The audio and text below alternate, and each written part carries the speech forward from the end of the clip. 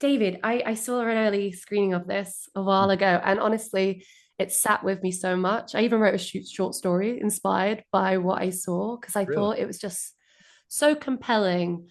All the kind of players that came into Mm. working on this show, which I don't know. I feel like, did you think it had much? I don't think it had much of a reach in the UK compared to how big it was in America. I think Charlie Booker, Booker, he yeah. wrote, yeah, he wrote. I read his article. He was writing about it, and it was just like Yeah. kind of feels like, oh, maybe that's one of the articles that kind of inspired Black Mirror.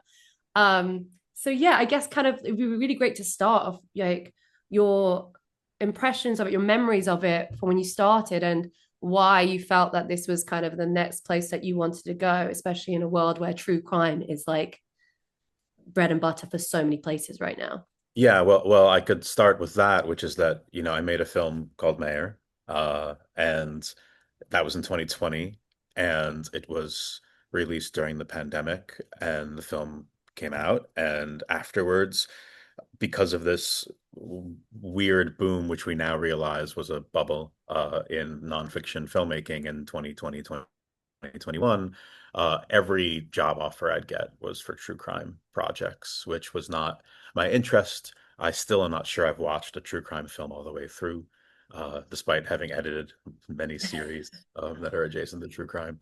Uh, but I wasn't really interested in making true crime film because I didn't really enjoy the lack of nuance to it generally, and the sort of orbiting around simple questions of a whodunit always seemed pretty stale to me. And Mm. and even and so I wasn't thinking about making a film about To Catch a Predator, but it was this sort of odd thing in the back of my mind of that this show had never been really looked at with fresh retrospect. And then I found this online fandom community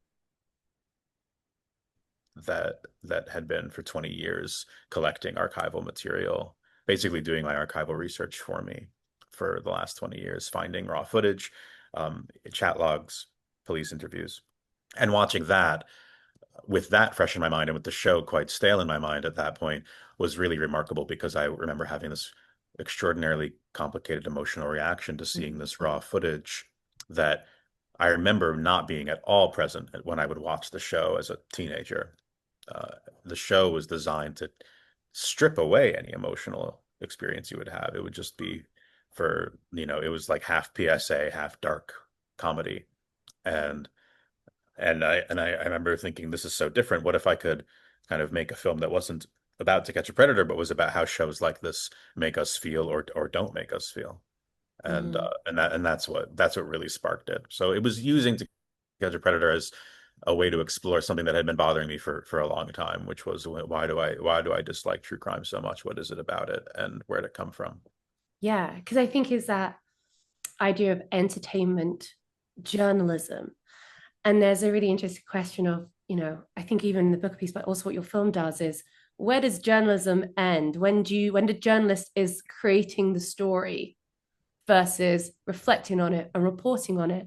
And I guess, I remember this documentary Subject a while ago that kind of looked at, you know, the kind of ethics of documentary making. And I guess like whether you put yourself in it, what happens to the people afterwards, after they've been, where's the care, who profits of it?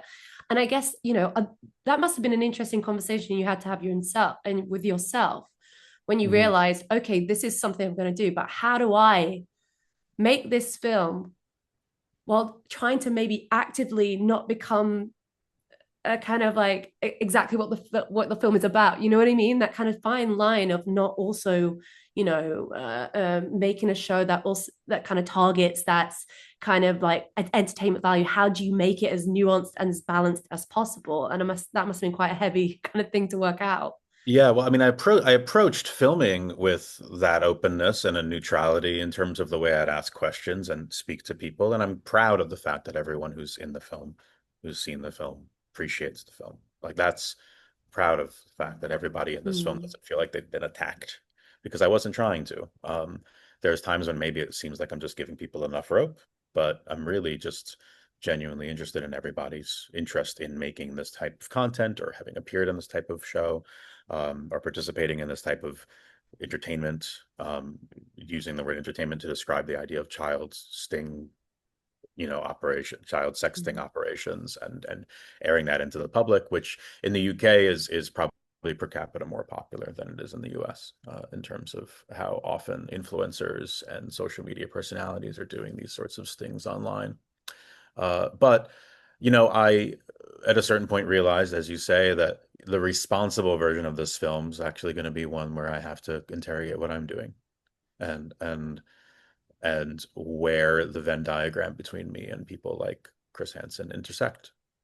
And that was a little nerve-wracking to realize that the thing that would make the film actually a film that I was interested in making would be to open up my process to a tremendous amount of criticism, mostly self-flagellation at times, but like a lot of self-criticism too, thinking about, well, if I squint, what's the difference between me and someone like Chris Hansen? Mm. Uh, we're both we both believe in what we're doing.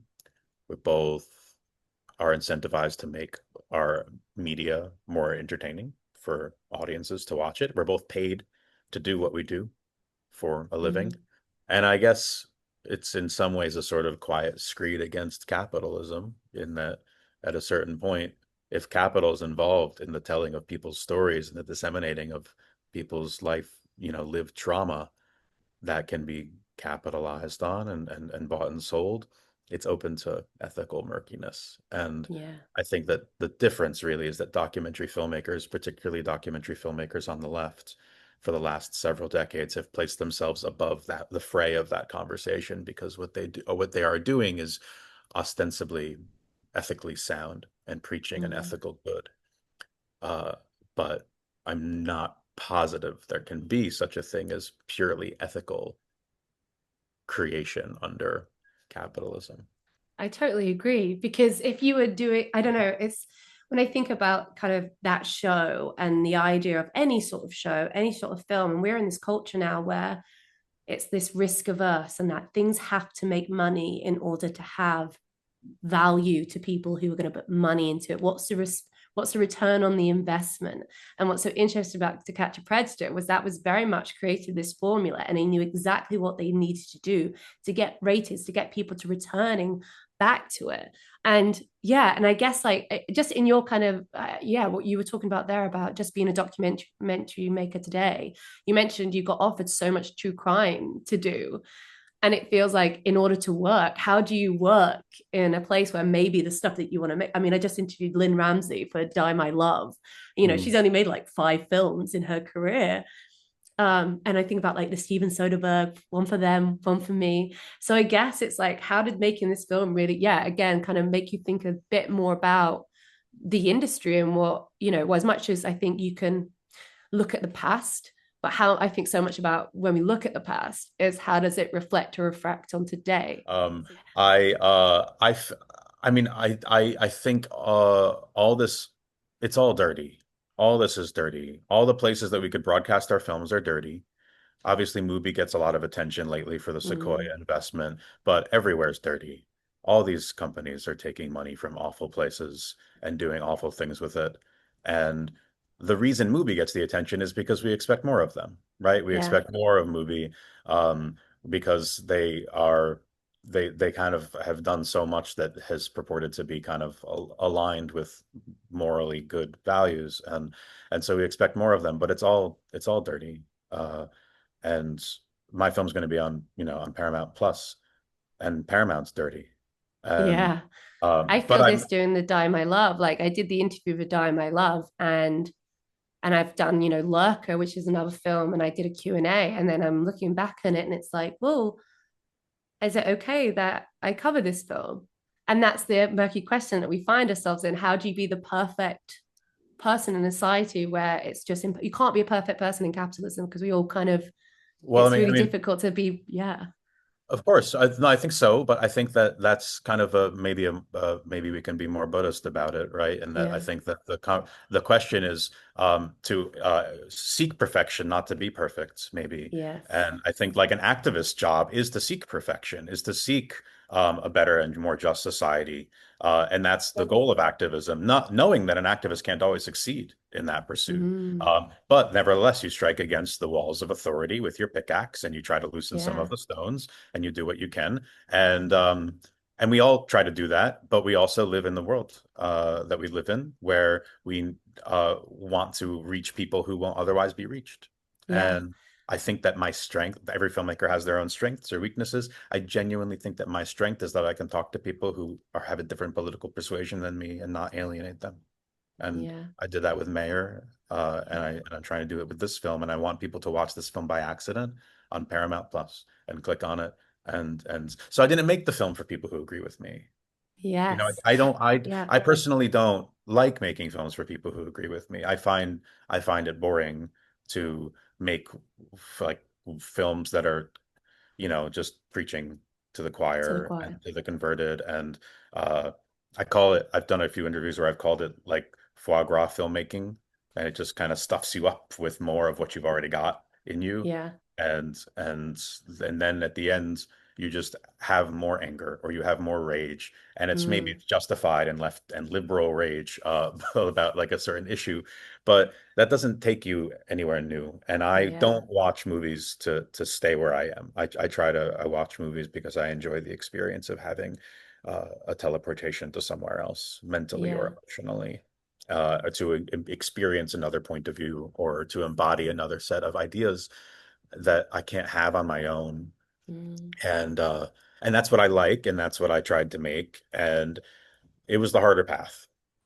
Like that's the yeah. harder movie to make, and it's the harder movie to make as well because it's going to mean different things to different people because we're so used to, I think, consuming films that just affirm us because we live in very non-affirmational times. So we look to our media now, not just to entertain, but to educate us. And I that someone else can make that, but Yeah. I can't do it. I get too bored.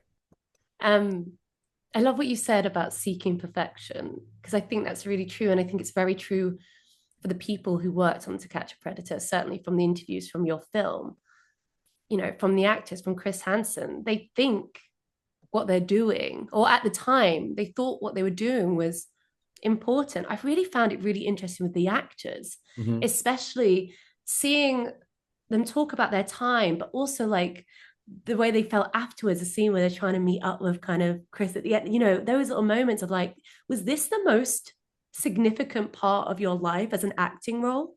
So yeah, tell me a little bit about yeah, kind Hmm. of interviewing those people, giving them space, but also, again, they're not bad people. They would think, but they're doing a kind of in a way, it's like a misguided way of trying to do good. Well, no one believes they're bad. No. No one, everyone believes what they're doing is good. Like we all believe that. That's that's what's that's why the world's axis keeps coming undone, Mm, because we all believe that what we're doing is worthwhile and good because of either the fact that we've convinced ourselves as much or other people tell us that. And I think that I believe it for me, and the decoys believe it, and Chris Hansen believes it, and other people in the film believe it. And I was interested in filming with the decoys first because I thought how interesting was their job. We were the same age when the show came out. I was 18, 19, 20 watching the show. They were 18, 19, 20 being in the show. The difference was that they were playing slightly underage kids. mm, Some of them had, never even seen pornographic imagery before, had never seen a real life genitalia before being on the show and being exposed to some of these images. mm, And I thought to myself, I wonder what marks that's left, good or bad. How much do they weigh the experience versus the fame that has come from the experience and maybe at times unwanted fame? So they seemed like a natural fit of the people to talk to first. Plus they were out on the internet, like they some of them had posted online or videos, saying that they were around and they'd done interviews with fan sites and so on. So I yeah. knew I knew they were keen to speak, and I didn't really want to speak with anybody who wasn't keen to speak for this film. Mm. I think it also gets into that sort of the reality show element that the minute you're on TV, how do you monetize that sort of short-lived fame? How do you stretch it out?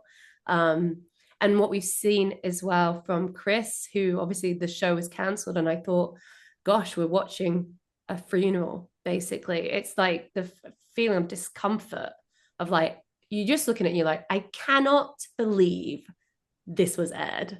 Do you know, and it's that weird thing of hindsight 2020, but it's weird that that was the culture. But now we have armchair detectives, we have people having these followers and also feeding the beast because they know what will get them views. I think I saw another documentary about like maybe the Amber Heard and Johnny Depp trial, and these influencers saying, oh, I didn't get that much traffic, but the minute I jumped on Amber Heard, Mm-hmm. that got me so many of your views.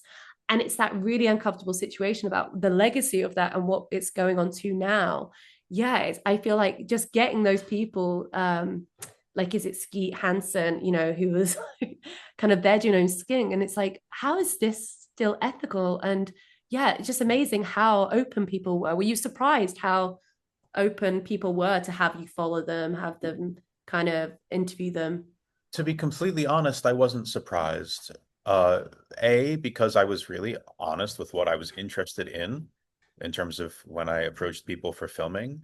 I told them what I wanted to follow, and B, they're already in the middle of making their own show. You know, like Mm, they're already in the process of their own self-documentation. So those types of people typically are less reticent to be involved in mm, a documentary if they're already in the act of you know, self-recording. So no, I wasn't surprised. I not Some things surprised me making the film, but the eagerness of people to appear in the film did not surprise me. what was the things that surprised you? Myself, my own feelings about what I Mm, was watching and looking at. There is material towards the end of the film that I won't spoil, but it's basically the origin story for why To Catch a Predator was created. And it involves Chris doing these investigations in Cambodia with sex tourism, with real victims, unlike the show, of course, which never had mm, actual victims involved, but with real children. And I watched that, and it's his first sting with, and in the format of To Catch a Predator, with confronting an American man who traveled there, and the report on the news program before To Catch a Predator shows his full name, reveals his face, etc. And I found myself to be 100% fine with that public shaming. That didn't bother me in the slightest. And then mm, I thought to myself, well, can I think about why? What are the reasons that I'm okay with this? But how issues with To Catch a Predator come up for me, and I find parts of it morally questionable. yeah, And so I think the fact that I was constantly digging with myself and thinking about what my lines were, and really realizing that everybody has their own line. Everyone has their own line between what they'll choose to be empathetic about and what they'll choose to yeah, uh, be cruel about. And I found that most interesting. And that line gets crossed in different ways by different people who watch this film. There are people who mm, cinema not feeling the same as the person next to them. And I've actually found that to be one of the more interesting parts of showing this film yeah, is the experience in a theater of someone laughing too loudly at the wrong thing, and all of a sudden they're the bad guy. It's a yeah, complicated. We are so used to those binaries that we will create them in our yeah. discomfort. Just as a thing, I've recently been watching The Traitors, and I think it brings it back to this idea of this court of public opinion and how like easy it is to be swayed and this kind of shaming. And I think about the Malcolm Gladwell book about like these people who just sent a tweet and suddenly their lives are ruined. I guess kind of my final thing really, maybe it's coming to back to um the thing with Chris Hansen and preparing for that bit. And I don't want to say, but there was a moment in that where you share something, you put yourself in the documentary. Mm. And in a way, you put yourself up for scrutiny as well in the way it's framed. So I guess like, how did you come to that kind of decision, um, and prepare for that moment, and why, you know, I guess you can have a documentary where you're separate from it, you're just applying the law, but this one, it was very much putting yourself into it, and you at risk put yourself up to scrutiny as well. So yeah, tell me a little bit about that little thought process about that. Well, I'll say that I built the treasure map of the film really early on and where I wanted the film to end, and I kind of drew X marks the spot in terms of what the structure would be, and then I got there, which is not always the case in making a documentary. You don't always get to where you think you want to get to, but I did, and then I realized that I needed to redraw the map once I filmed the ending because I needed to have an audience understand things that I didn't even understand as I was making the film about what was the reason for me to go on some of this journey, what compels me, uh, what to give the documentary an animus, which is not typical. Usually, there's a documentary film either is a personal film from the beginning, or Mm, a documentary film that has an anonymous non-existent filmmaker. Like the filmmaking is erased from the movie, less that they're even anonymous. Like there's no reason for the film to exist except that you're watching it and that it asks a question or it's about some issue. And I thought, what if I could make a film that gradually reveals the reason for its existence? And how does that kind of stand in the way of what we expect a true crime story to be? Kind of using the convention of true crime mm. to disappoint people with intent. Yeah, I think it also just says it kind of highlights for me that being a progressive, the true meaning of that world is not to be calcified in your beliefs, but be able to have change, progress, evolve. And I think You definitely should going send a into the memo film, out on that. I'm going to send everyone this film. And if you don't come at it, exactly that bit, you start somewhere and you come in a different place. And I think that's what it gave to me, because it made me question myself and like having empathy for humanity beyond the black and white binary of who is good and bad, evil, and all that type of thing. So thank you so much for the Thank you. compelling documentary, and I'll send you my short story. Yes, please do. And I'll see you in a week.